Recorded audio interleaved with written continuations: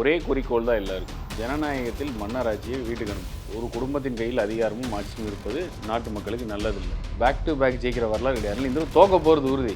கூட்டணி இல்லை அப்படின்னா பிரச்சனை அப்படின்னு. காங்கிரஸ் திமுக எப்படி அடிச்சுக்கிட்டாங்கன்னு நம்ம பார்த்தோம். அதுவும் பொதுவெளியில் எப்படி அடிச்சுட்டாங்கன்னு. எங்களுக்கு ஒரு சுயமரியாதை கொடுங்க, இல்லை எங்களுக்கு அதிகார பகிர்வு கொடுங்கன்னு எவ்வளோ அடிச்சுக்கிட்டாங்கன்னு பார்த்தோம். அதுக்கப்புறம் ஒரு இடத்துல செட்டில் ஆகிட்டாங்கல்ல. 15 வருடம் கூட இருந்த கட்சிக்கு ராஜ்யசபா கொடுக்க மாட்டேன். ஆனால் இப்போ வந்து தேமுதிகவுக்கு நான் ராஜ்யசபா கொடுத்து அரவணைத்து அப்படின்னு ஒரு பிம்பத்தை கட்டமைக்கணுங்கிற கட்டாயத்தில் இருக்காரு ஸ்டாலின். அது அவரோட தவிப்பு, பரிதவிப்பு, பயத்தின் வெளிப்பாடு. தேமுதிக கிட்டத்தட்ட ஒரு 8 ஆண்டு காலம் உங்களோட ட்ராவல் பண்ண தேமுதிக எடப்பாடி வேணான்னு ஸ்டாலின் கிட்ட வந்து அங்கே அதிமுகவில் ஒரு பிரதான 3 முறை முதலமைச்சராக இருந்த ஓபிஎஸ் இந்த பக்கம் வந்திருக்காரு. அதிமுக முகங்களாக இருக்க வைத்தியலிங்கம், மனோஜ் பாண்டியன், மருது அழகராஜன் ஒரு பெரிய படையே அதிமுக முகங்களாக இருந்தாங்க. ஜெயலலிதா அமைச்சரவையில் அமைச்சர்களாக இருந்திருக்காங்க. அவங்க எல்லாம் இன்னைக்கு திமுக கிட்ட வந்திருக்காங்கன்னா அப்போ யார் பலமாக இருக்கா, யார் பலவீனமாக இருக்கான்னு அதிமுக களத்தில் நேரடியாக எதிர்க்க முதுகெலும்பு இல்லாத திமுக எப்படி இந்த உளவாளிகளை அனுப்பிச்சு வேலையை பார்க்கணும் அந்த மாதிரி ட்ரை பண்ணாங்க அதிமுக. அந்த வேலையும் நடக்கல. அதையும் முறியடிச்சார் எடப்பாடியார். இன்னைக்கு கூட கோர்ட்டில் பாமக பற்றி என்ன சொல்கிறாங்க ஜட்ஜு, பாமக இன்னைக்கு சண்டை போடுவாங்க, நாளைக்கு சேர்ந்துக்குவாங்க. அதை வச்சுலாம் முடிவு எடுக்க முடியாது. சம்மர் வந்தாச்சு. What's your plan for this holiday? எங்க கிட்ட விட்டுருங்க, நாங்க பாத்துக்கிறோம். VGT holidays. GT Holidays, South India's #1 travel brand. Arabian garden seafood restaurant, where taste meets elegance. இப்போது புதிய அறிமுகம் ஆச்சி ஹோட்டல் சாம்பார் 50 கிராம் ரூபாய் 20 மட்டுமே. நியூஸ் கிளிட்ஸ் நேயர்களுக்கு வணக்கம். இந்த சிறப்பு நேர்காணலில் நம்மோடு அதிமுகவிலிருந்து திரு கோவை சத்யன் நம்மோடு இணைந்திருக்கிறார். அவரை வரவேற்று நிகழ்ச்சிகள் போகலாம். சார் வணக்கம். சார் வணக்கம். தேர்தல் தேதி அறிவிச்சாச்சு. இன்னும் ஒரு 38 நாட்கள் தான் இருக்குது. எப்படி போயிட்டுருக்கு தேர்தல் வேலைகள்லாம்? ஆரம்பிச்சிட்டிங்களா? பரபரப்பாக இருக்கா? ஏற்கனவே ஒரு வருஷமாக போயிட்டுருக்கு. பட் தேதி அப்படின்னு வந்ததுக்கப்புறம் இன்னும் கொஞ்சம் அந்த ஒரு பரபரப்பு இருக்கும். நாளைக்கு எலெக்ஷன் நடந்தால் கூட ரெடி. அதிமுக 210 சீட் அடிக்கும். 234 210 அடிக்கும். 234. அதனால் அந்தளவுக்கு நம்ம ரெடியாக தான் இருக்கும். அந்தளவுக்கு ப்ரிப்பேராக தான் இருக்கும். ஆனால் ரியாலிட்டியில் அப்படி நமக்கு தெரியுதா அப்படின்னு பார்க்குற மாதிரி இருக்குது. ஏன்னா அடுத்த கேள்வி அதை கேட்குறேன்னு நினைக்காதீங்க. திமுக சைடில் நிறைய கூட்டணி பேச்சுவார்த்தைகள் முடிஞ்சு சில ஒரு 6-7 கட்சிகளுக்கு தொகுதி பங்கிட்டே முடிச்சுட்டாங்க. அதிமுக இன்னும் ஆரம்பிக்காமே இருக்குது. நேற்று அந்த குழுவில் சின்ன மாற்றங்கள் பண்ணி நேற்று ஒரு ஆட்சி மன்ற குழு ஒன்று தொகுதி பங்கீடு தொடர்பாக பேச்சுவார்த்தைக்கு திரு இபிஎஸ் அவர்கள் போடுறாரு. ஏன் இவ்வளவு தாமதம் திமுகவோட கம்பேர் பண்ணும்போது? அடிப்படை வித்தியாசம். இங்கே இருக்கிற கூட்டணி இயற்கையாக அமையப்பெற்ற கூட்டணி, எந்த நிர்பந்தமும் இல்லாமல் ஓகே ஒரே குறிக்கோள் தான் எல்லாருக்கும். ஜனநாயகத்தில் மன்னராட்சியை வீட்டுக்கு அனுப்பணும். ஒரு குடும்பத்தின் கையில் அதிகாரமும் ஆட்சியும் இருப்பது நாட்டு மக்களுக்கு நல்லதில்லை. அந்த ஒற்றை கருத்து. ஆப்போசிட்டில் நெகோசியேஷன் பண்ண வேண்டிய நிலைமை தள்ளப்பட்டிருக்கு திமுக. ஏன்னா ஒருத்தருக்கும் ஒரு எதிர்பார்ப்பு, கண்டிஷன்ஸ் இருக்கு. இதை பூர்த்தி செய்தால் நாங்கள் கூட்டணி, இதை நீங்கள் எங்களுக்கு தந்தால் கூட்டணின்னு பேரம் நடக்குது. இங்கே பேரம் இல்லை. அதனால சுமூகமாக போய் 3 ரேலியே முடிஞ்சுது. ஆனால் நீங்கள் சொல்றதெல்லாம் இனிமேல் ஃபார்மாலிட்டி தான். தொகுதி பங்கீடு முடிச்சிட்டீங்க ஆல்மோஸ்ட். அதாவது ஒரு அடிப்படை புரிதலை விட மிகப்பெரிய புரிதல் எல்லா கட்சி கூட்டணி கட்சியில் வந்து இருந்த எல்லா கட்சிக்கும் இருக்கு. ஓகே, எல்லாரும் ஒருமித்த கருத்து முடிவு செய்யக்கூடிய இடத்துல இருக்கிறது எடப்பாடியார். அவர் சொல்ற நம்பர் என்னவோ அதான் ஃபைனல் அப்படிங்கிற புரிதலுக்கு வந்து ரொம்ப நாள் ஆகுது, மாசக்கணக்காகுது. அதனால தான் வேலை நடந்திருக்கு. 3வது ரேலி முடிச்சாச்சு. அப்போ இந்த 195 தொகுதி சுற்றுப்பயணம் முடிச்சிட்டார் எடப்பாடியார். அதனால ஆல்மோஸ்ட் வேலைகள் வேக வேகமாக போயிட்டு தொகுதி பங்கிட்ட கொடுத்துடலாமே, அதையே மறைச்சு அறிவிப்பு இது மறைக்கணுங்கிறது. இது இப்போதானே அறிவிப்பு வந்திருக்கு. இதே பொய்ச்சல் முதலே சொன்னார்ல, தேர்தல் அறிவிப்பு வரட்டும், வந்த பிறகு அது ஆரம்பி சூடு பிடிக்கும் அப்படின்னாரு. இல்லை, திமுகவுக்கும் தெரியும் இல்லை தேர்தல் அறிவிப்பு வந்தால் தான் நம்ம கொடுக்கணும்னு தெரியும். ஆனால் அவங்க முன்னாடியே இந்த வேலைகள் ஆரம்பிச்சு 2-3 விஷயம் அதான் சொன்னேன். அங்கேயே வந்து கட்டாயம் நிர்பந்தம் இருக்கு. என்ன கூட்டணி இல்லாமல் திமுக வந்து தனித்து தேர்தல் ஜெயிச்ச வரலாறு கிடையாது. பேக் டு பேக் ஜெயிக்கிற வரலாறு கிடையாது. இந்த தோக்க போகிறது உறுதி. கூட்டணி இல்லை அப்படின்னா பிரச்சனை அப்படின்னு. காங்கிரஸ் திமுக எப்படி அடிச்சுக்கிட்டாங்கன்னு நம்ம பார்த்தோம். அதுவும் பொதுவெளியில் எப்படி அடிச்சுட்டாங்கன்னு. எங்களுக்கு ஒரு சுயமரியாதை கொடுங்க, இல்லை எங்களுக்கு அதிகார பகிர்வு கொடுங்கன்னு எவ்வளோ அடிச்சுக்கிட்டாங்கன்னு பார்த்தோம். அதுக்கப்புறம் ஒரு இடத்துல செட்டில் ஆகிட்டாங்கல்ல. இல்லை, அது கேட்டது ஒன்று, ஆனால் கிடைச்சது ஒன்று இல்லை. அதுதான் என்னதான் இருந்தாலும் இன்னும் அந்த வார்த்தை போகிற முடியல. இல்லை, நேற்று கூட செலவு பிறந்த என்ன ஸ்டேட்மெண்ட் கொடுக்குறாரு, எங்களை வந்து கொஞ்சம் பெருந்தன்மையோட பாருங்க. அது கூட்டணி கட்சிகளுக்கு கொடுக்குறேன் சொல்கிறேன். அதை தான் நானும் சொல்கிறேன். அதனால் இன்னும் அது ஒன்றும் பெருசாக முடிஞ்ச அளவில் இல்லை. நேற்று கட்சி ஆரம்பிச்ச ஒருத்தர் போய் அறிவாலயத்தில் போய் மு க ஸ்டாலினை பார்க்குறாரு. 15 வருஷமாக கூட்டணியில் முட்டு கொடுத்துட்டு இருக்கிற கம்யூனிஸ்ட்டுக்கு முடிச்ச பாடு இல்லையே. கம்யூனிஸ்ட்டுக்கு அது மரியாதை இல்லையே. அங்கே வந்து இல்ல, உங்களுக்கு நெகோசியேஷன்ஸை விட ஆ. அங்கே கட்டாயங்கள் அதிகமாக இருக்குது. ஆனால் உங்களுக்கு நினைவு இருக்கும் 2021 தேர்தலில் திமுக கூட்டணியில் கடைசி 2 இடங்கள்ல சைன் ஆனதுன்னா கம்யூனிஸ்ட்டுகள் தான். ஏன்னா அவங்க அவங்க முடிவெடுக்க முடியாது. அவங்க செயற்குழு, தேசிய செயற்குழுலாம் நிறைய இருக்குது. தேர்தல் வேட்பு மனுவுக்கு ஒரு 6 நாள் இருக்கும்போது தான் அவங்களுக்கான தொகுதி இடங்கள் எல்லாமே முடிவாச்சு. ஸோ அவங்க தொடர்ச்சியான நெகோசியேஷன் இருந்துட்டு தான் இருக்குது. ஆனால் எல்லாரும் பெருசாக சொன்ன காங்கிரஸ்க்கு முடிச்சிட்டாங்க. விசிகாவுக்கு இன்னும் ஒரு சில இடங்களில் பிரச்சனை, அதுவும் இன்னைக்கு முடிஞ்சிரும்ன்றாங்க. இப்படி அங்கே எல்லாமே ஆல்மோஸ்ட் செட்டில் ஆகிற மாதிரி இருக்குது. ஆனால் இங்கே நீங்கள் எல்லாம் பேசி முடிச்சிட்டீங்க, இவ்வளோதான் சொல்கிறீங்க.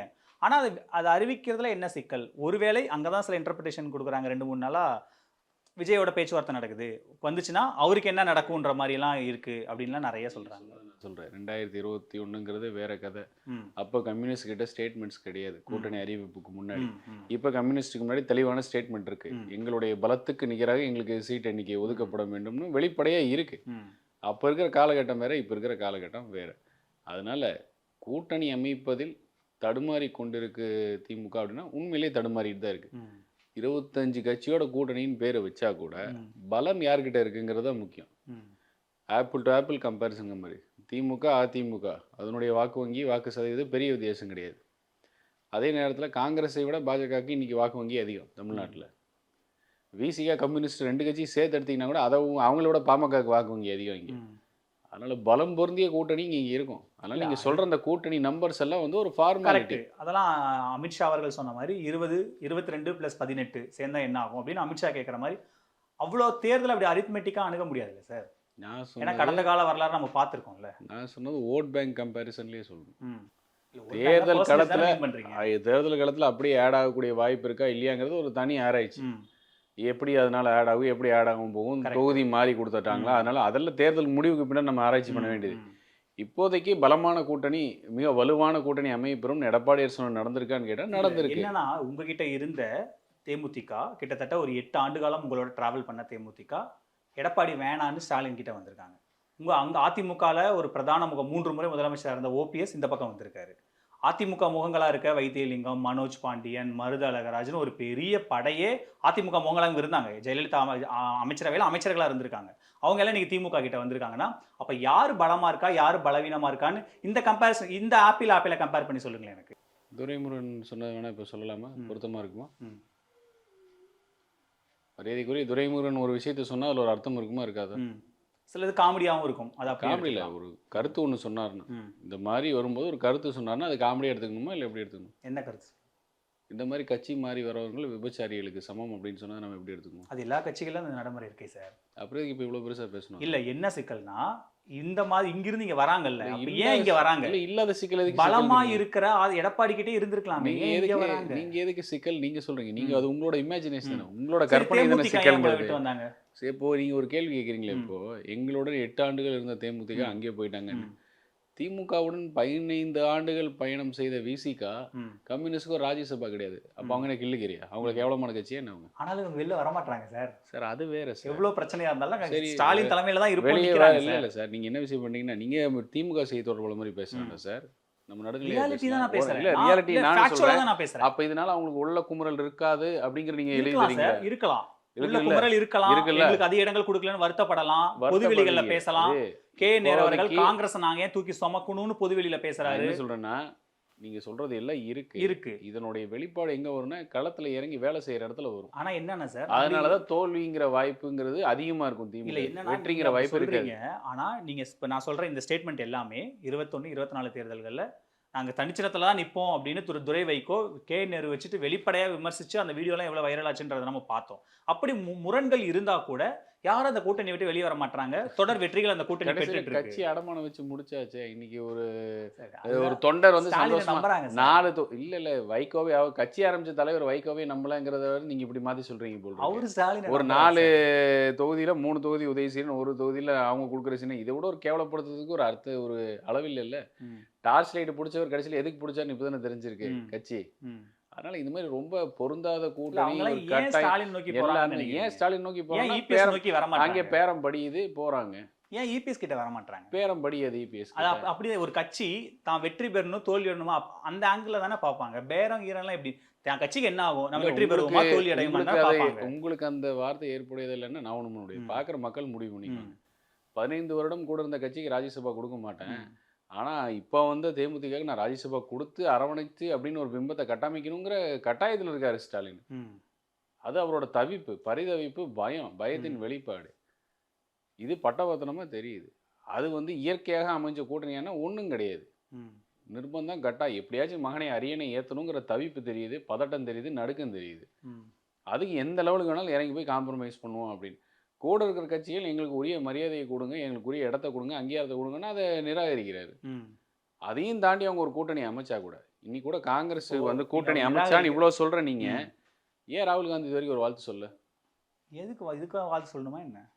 இது கூட முன்னாடி வாழ்த்து சொல்லியிருக்காரா என்ன? இல்ல அதெல்லாம் தேவையில்லை. இப்போ இது கூட சொல்லக்கூடாது. இல்ல சார், 21 தேர்தலில் வாழ்த்து சொல்லியிருக்காரா? 24 வாழ்த்து சொல்லியிருக்காரா? உள்துறை அமைச்சர் வந்து எடப்பாடியார் தலைமையில் தான் கூட்டணினோட நீங்க அதை கேள்வி கேட்காமலே இருந்தீங்க ஊடகத்துல. எல்லா டைமும் அதே தான் கேட்குறீங்க. என்டிஏ தான் தலைமையா, அதிமுக தலைமையில எத்தனை தடவை கேட்குறீங்க? இல்ல சார், கடந்த முறை தெளிவாக பிரஸ் மீட்ல அமித்ஷா சொல்லி முடிச்சதுக்கு அப்புறம் கூட எல்லா பிரஸ் மீட்டையும் வேணும்னு இதே கேள்வி தானே கேட்குறீங்க. அப்ப இந்த கூட்டணி அமைப்புக்கு ராகுல் காந்தி வாழ்த்து சொல்லணும், எதுக்கு சொல்லணும்னு கேட்குறீங்க? ராகுல் காந்தி இல்ல சார், கடந்த முறை தெரியல. இல்ல அப்ப ராகுல் நமக்கு இதுக்கு முன்னாடி தெரிவிச்சது இல்ல, சடனா ஏன் தெரிவிக்கணும்னு கேக்குறீங்க? நான் என்ன கேக்குறேன்னா, ராகுல் காந்தி டம்மி பீஸ் இல்ல. ராகுல் காந்தி உத்தரவு இல்லாம இந்த இது நடந்திருக்காதுன்ற, இந்த கூட்டணி பங்கீடே நடந்திருக்காதுன்ற. நான் அது இல்லாம நடந்தனால தான் வாழ்த்து சொல்லங்கிறேன். செல்வ பெருந்தகை வந்து ஒரு திமுகவோட கொள்கை பரப்பு செயலாளர், காங்கிரஸ் கட்சி தலைவர் கிடையாது. அவருக்கு காங்கிரஸுக்கு சம்மந்தமே கிடையாது. ஒட்டுமொத்த காங்கிரஸ் அழிச்ச ஒரே வரலாறு தமிழ்நாட்டில் இருக்குன்னா அது வந்து செல்வ பெருந்தகை இருக்கும். அது எலெக்ஷன் முடிச்சோன்னே தெரியும் உங்களுக்கு. ராகுல் காந்தியை சைலைன் பண்ணி தனியாக டீல் ஓட்டி இந்த கூட்டணி முடிச்சாருங்கிறத நான் சொல்லுவேன்.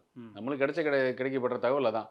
அது அறிவிப்பு கொடுத்தனால தான் அப்செட் ஆகி ராகுல் காந்தி இதை பற்றி ஒரு கங்க்ராச்சுலேட்டரி மெசேஜ் கூட இது வரைக்கும் போடலை. இப்போ அப்புறம் என்ன பெருசா இந்த கூட்டணி பயங்கரமா அமைஞ்சிருச்சு, இயற்கையாக அமைஞ்சிருச்சுன்னு எதுக்கு கட்சிகள் கேட்குற இடத்த கொடுக்க மாட்டாரு, இவ்வளோ வருஷம் கூட இருக்காங்க, பயணிக்கிறவங்க கூட இது செய்ய மாட்டீங்கன்ற விமர்சனத்தை வைக்கிறீங்க. ஒருவேளை பாஜக உங்ககிட்ட ஒரு 50 இடம் 60 இடம் கேட்டால் நீங்கள் கொடுப்பீங்களா? நெகோஷியேட் பண்ணுவீங்கல்ல? இதே கதை நாங்கள் நிறைய கேட்டுட்டு நம்ம நெகோஷியேட் பண்ணுவோம்லன்னு 2021 இதே உருட்டு உருட்டாங்க.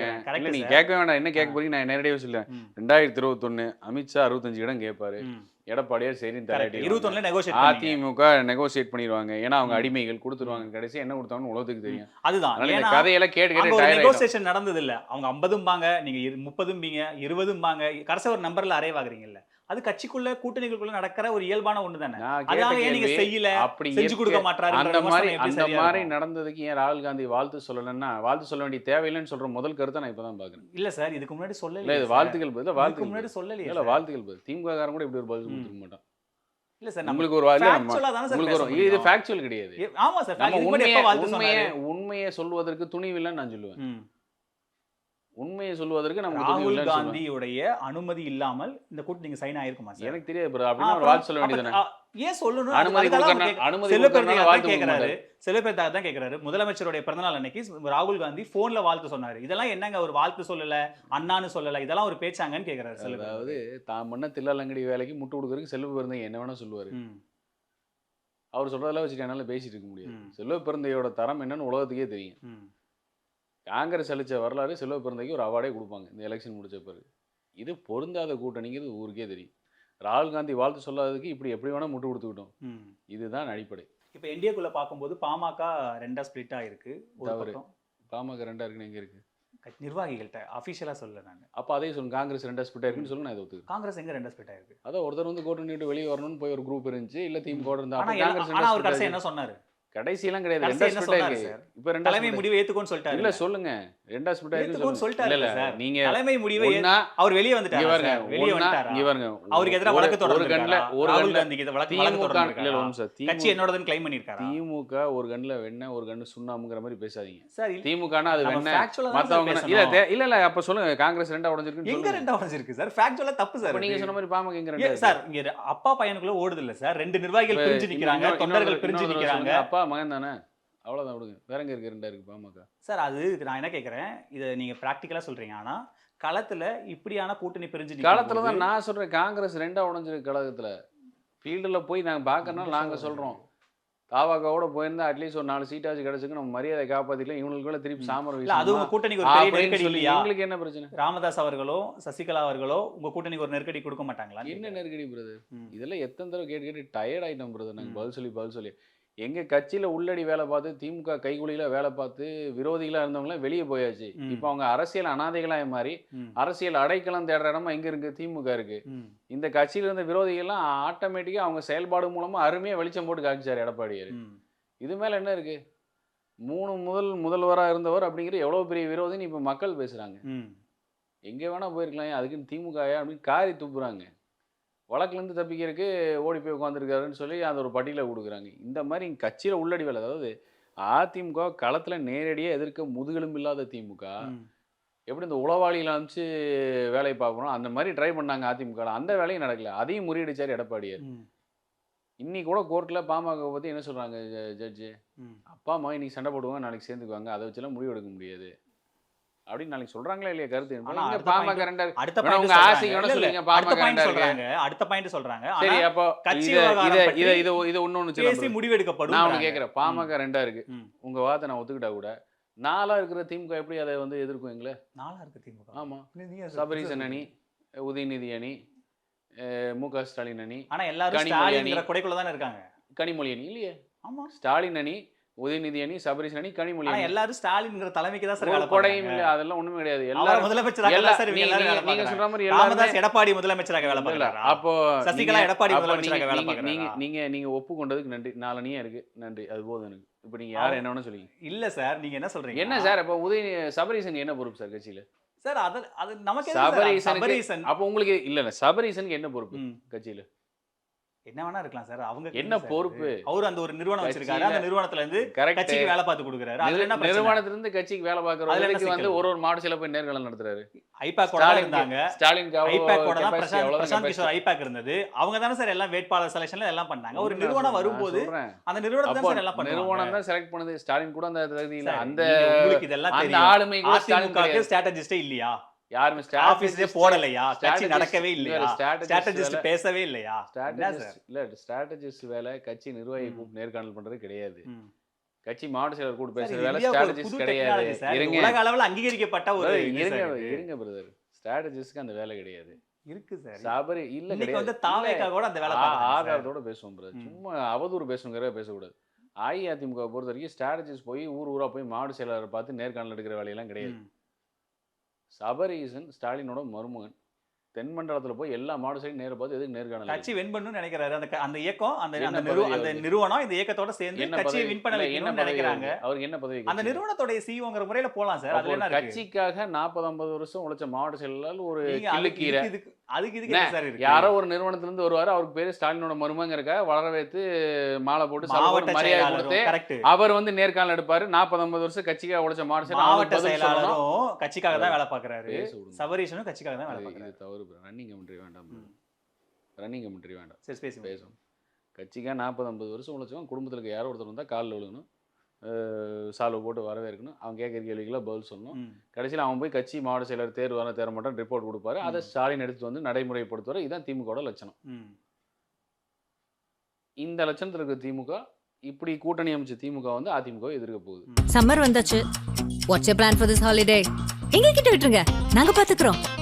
VGT Holidays. GT Holidays, South India's #1 travel brand. Arabian Garden Seafood Restaurant, where taste meets elegance. இப்போது புதிய அறிமுகம் ஆச்சி ஹோட்டல் சாம்பார் 50 கிராம் ரூபாய் 20 மட்டுமே.